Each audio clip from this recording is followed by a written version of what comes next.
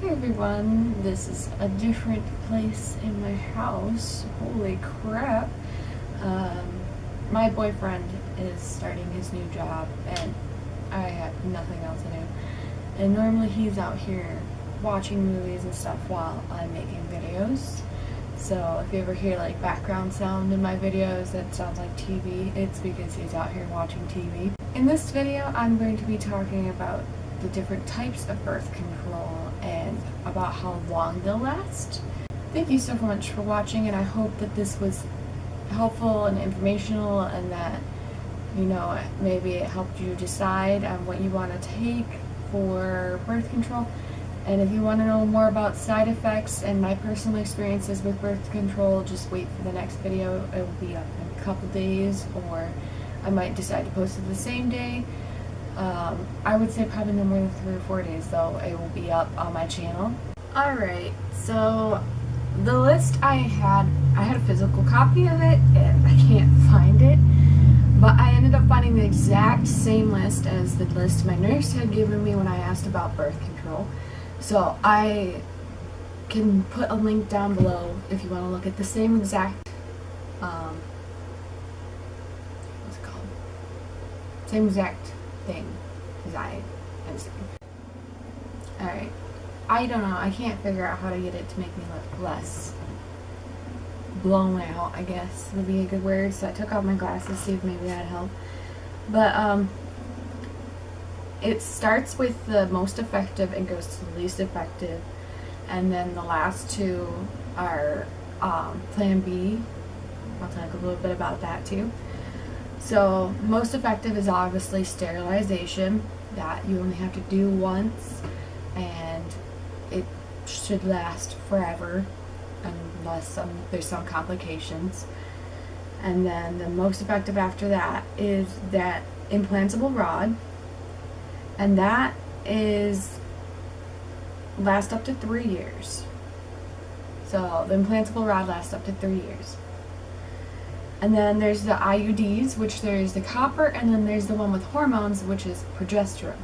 Progesterone and estrogen are two different hormones, and they're the hormones that you will find in these birth controls. They're never usually at the same time, though. The copper IUD lasts up to 10 years and is non-hormonal, so if you're like me and you don't really want to do hormones because they sometimes make you feel sick, that would probably be a good option for you. And you're not supposed to be able to feel it, and you might feel a little bit of discomfort and stuff like that. Same thing with the plastic one that has the progesterone. That's the same, you know, pretty much you're supposed to not be able to feel it. It's supposed to last up to, let's see, 5 years. The hormone one lasts to 5 years, the copper one lasts 10. The next most effective one after IUD would be the depot shot.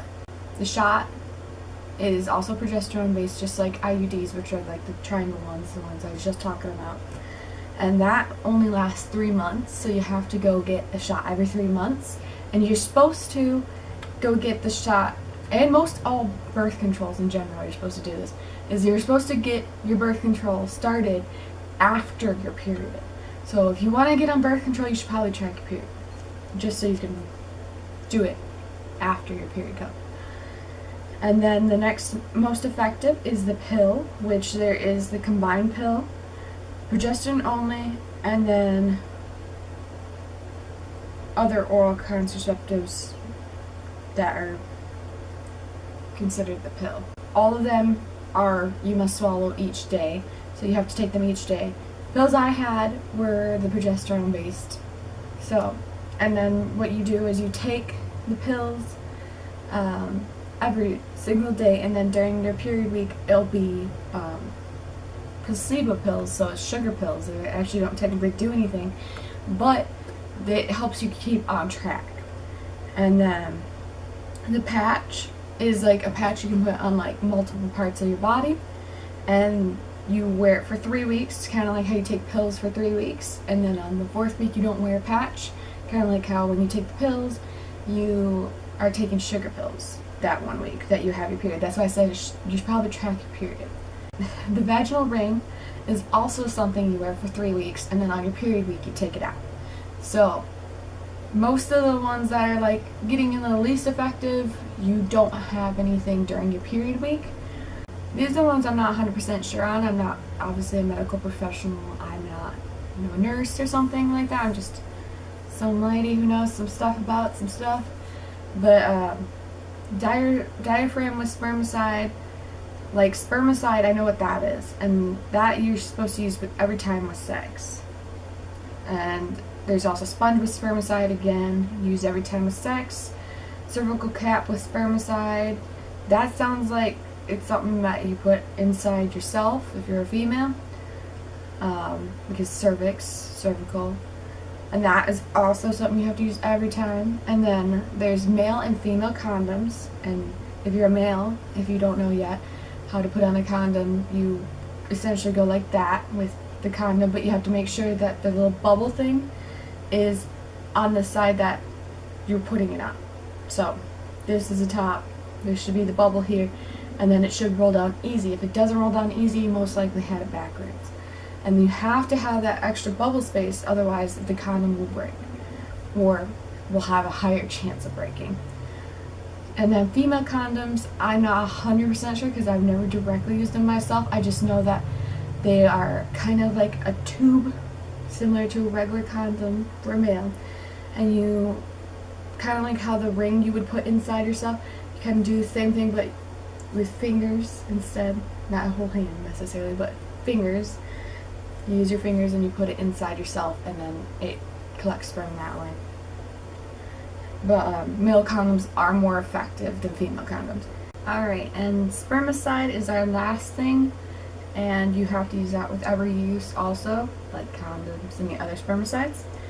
And just spermicide alone, it's 28 out of 100 women, statistically, will get pregnant using just spermicide alone. So keep that in mind, that these, the further down we get, the more women get pregnant. Like I said, they're less effective.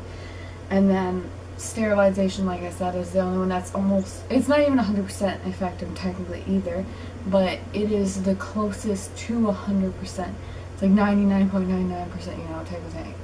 There's every once in a while there's a rare case. And then if, say, you did use a condom and it broke and you wanted to take Plan B, which, just a forewarning, it is expensive. It's like $50 minimum. But there's different types of Plan Bs.